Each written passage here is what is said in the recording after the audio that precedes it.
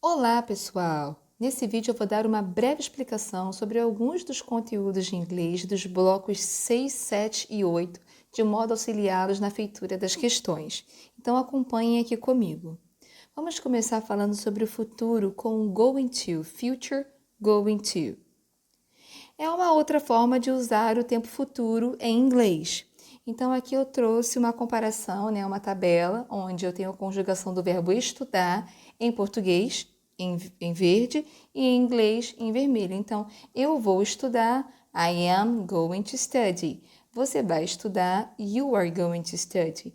Ele vai estudar, he is going to study. Nós vamos estudar, we are going to study. Vocês vão estudar, you are going to study, e eles vão estudar, they are going to study. Então, vocês observem que em todas essas frases, nós estamos falando de algo que acontecerá no futuro, de uma ação que vai acontecer no tempo futuro. E o futuro com going to, ele é usado para falar de quê? Ele é usado para falar sobre planos ou intenções futuras, como, por exemplo, I am going to get married tomorrow. Eu vou me casar amanhã. Percebam que aqui há todo um planejamento para que esse casamento aconteça amanhã. Ninguém casa de um dia para o outro, de maneira normal, Existe um planejamento para isso. E também ele é usado para fazer previsões com base em evidências que podemos ver agora, como por exemplo, look at that black cloud, it's going to rain. Olha aquela nuvem preta, vai chover. Então percebam que eu estou dizendo que irá chover, porque eu estou vendo uma evidência disso, eu estou vendo uma nuvem preta. E como a gente forma o futuro com o going to?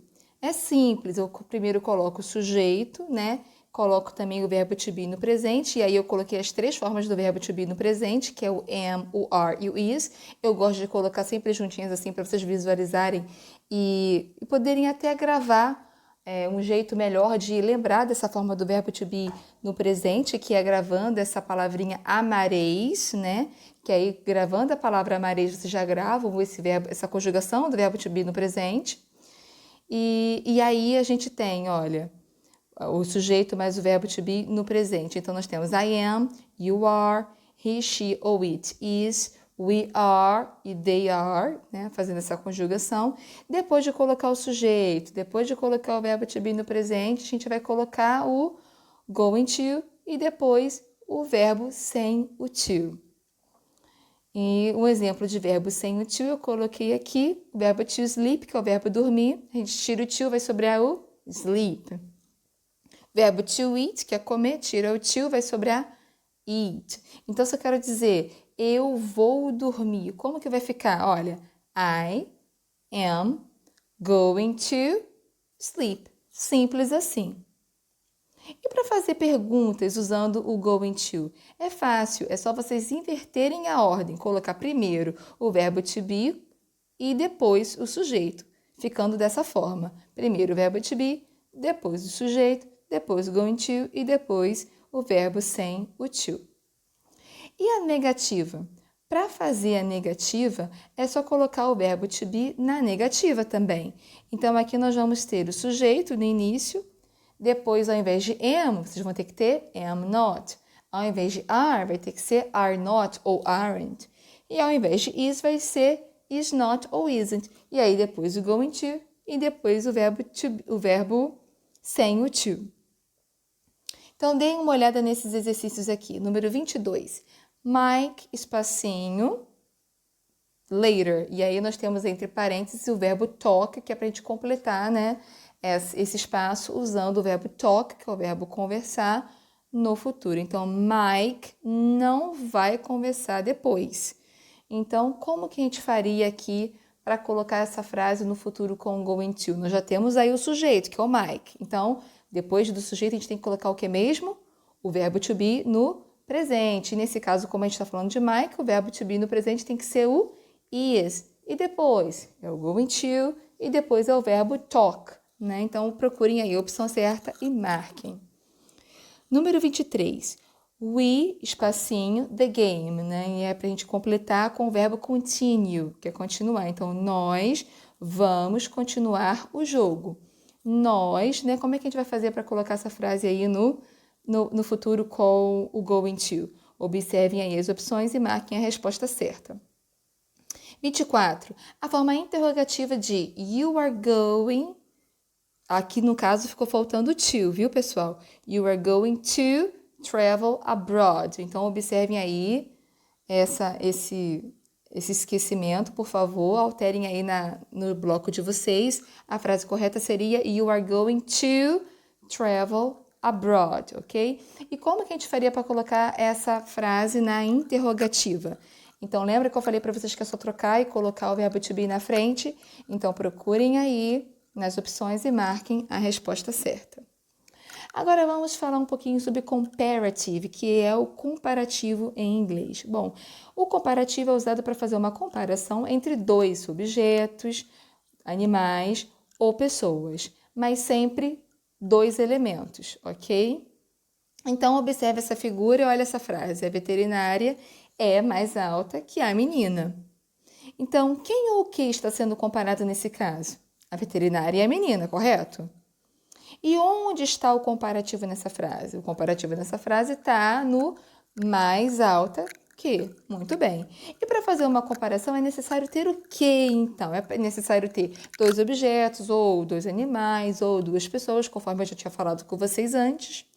Por exemplo, a menina e a veterinária. Também é importante, é necessário que se tenha um adjetivo, como nesse caso é o alta, né? Então, vamos relembrar aqui. Adjetivos, vamos relembrar aqui o que são os adjetivos, né? Os adjetivos são palavras que expressam uma característica. Então, aqui eu trouxe alguns adjetivos em inglês. Então, big significa grande, happy, feliz, small, pequeno, sad, triste, ugly, feio, tall, alto, short, baixo, dirty, sujo e clean, limpo. E aqui eu procurei colocar apenas os adjetivos curtos, ok? E como que se faz uma comparação usando adjetivos curtos? Bom, é só vocês colocarem um adjetivo e depois colocar a palavrinha than, que significa que, entre os elementos que estão sendo comparados. Então, há algumas regras para esses adjetivos curtos, né? Então, vejamos aqui a regra geral, que é aquela regra que se aplica à maior parte dos adjetivos, a maioria deles, né? Então, essa regra diz que a gente vai acrescentar ER ao final dos adjetivos curtos. Por exemplo, aqui eu coloquei o adjetivo tall, que significa alto. Então, se eu colocando ER no final de tall, vai ficar taller. Então, observem aqui o exemplo. The vet is taller than the girl. A veterinária é mais alta que a menina. Então, taller than, mais alta que. Nós também temos uma outra regra para os adjetivos curtos que terminam em E. Poxa, já que eles já terminam em E, para que eu vou botar ER de novo, né? Então, não precisa repetir o E. É só colocar R de uma vez. Então, eu coloquei aqui o exemplo do adjetivo wise, que significa sábio. Ele já termina em E, então eu só vou colocar R no final. Então, olha o exemplo. Diego is wiser than Paula. Então, Diego é mais sábio que Paula. Wiser than, mais sábio que. E também temos a regra para os adjetivos curtos que terminam em consoante mais Y. Observem que eu não estou falando de todos os adjetivos que terminam em Y, apenas daqueles que terminam em consoante mais Y.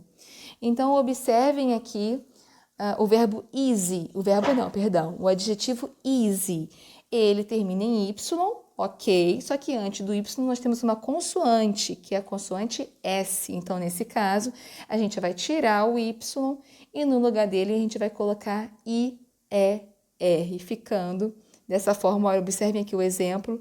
English is easier than Portuguese. Então, em inglês é mais fácil que português. Então, easier than, mais fácil que. E adjetivos curtos que terminam com a sequência consoante, vogal, consoante. Aí eu coloquei entre parênteses CVC, para vocês lembrarem de consoante, né? V de vogal e C de consoante. O que significa isso? Aqueles adjetivos que as 3 últimas letras são compostas de consoante, vogal e consoante nessa ordem. Então, o que a gente faz nesse caso? A gente repete a última consoante e aí sim depois a gente coloca o ER no final. Então, por exemplo, aqui o adjetivo big. Percebam que ele é bem curtinho, né? Então, obviamente, ele termina em consoante, vogal e consoante, né? Consoante B, vogal I, consoante G. Então, a gente vai repetir a última consoante, que é o G, e colocar o ER. Observem o exemplo. The living room is bigger than the bedroom. A sala de estar é maior que o quarto. Então, bigger than, maior que. Atenção! Nós também temos os adjetivos que são irregulares, ou seja, eles não seguem nenhuma dessas regras. Por exemplo, good, que significa bom, né? Então, better than, o comparativo dele vai ser o better than, que significa melhor que. E nós também temos o bad, que é o oposto de good, né? Que é ruim, né? E aí o comparativo vai ser worse than, pior que. Então, se eu estou comparando, né, e eu quero comparar falando que uma coisa é melhor do que a outra, eu vou ter que usar better than. Se eu quero dizer que algo é pior que o outro, eu vou usar worse than. Então, vamos lá. E se o adjetivo for longo? Porque todas essas regras que eu falei para vocês são para adjetivos curtinhos, né, pequenos. Agora, se o adjetivo for longo, vocês vão colocar more, depois o adjetivo e depois than. Não precisa fazer acréscimo nenhum após o adjetivo, ok? Então, por exemplo, o adjetivo beautiful, que significa bonito, bonita, né? Observem que ele é um adjetivo longo, ele não é curtinho como big, né? Ele é longo. Então, nesse caso, é só colocar more, repetir o beautiful e colocar than no final. Então, more beautiful than, mais bonito que. Joanna is more beautiful than Sarah. Joanna é mais bonita que Sarah. More beautiful than, mais bonita que. Então, prestem atenção aqui nos exercícios. 25. Passe para o inglês a seguinte frase. Jane é mais bonita que Kate. Então, observem aí, olha, bonita, eu botei aí de vermelho, que significa beautiful. Lembra que eu falei para vocês? Então, como que a gente faria essa frase no comparativo em inglês? Observem que beautiful é um adjetivo longo, né? Então, nós acabamos de falar sobre eles. Observem aí as opções e marquem a resposta certa. 26. Traduza a sentença. My father is wiser than me. Então, lembrem que wiser, né? Ele tá no comparativo aí, tá com R no final, né? E então, wiser, ele vem do adjetivo wise, que significa sábio. Então, qual seria a tradução correta para essa frase? Observem aí e marquem. E o número 27, qual das opções abaixo é um adjetivo irregular? Nós também falamos sobre eles, então observem aí e marquem a resposta certa. Bom, pessoal, por hoje é isso e nos vemos no próximo vídeo. Bye, bye!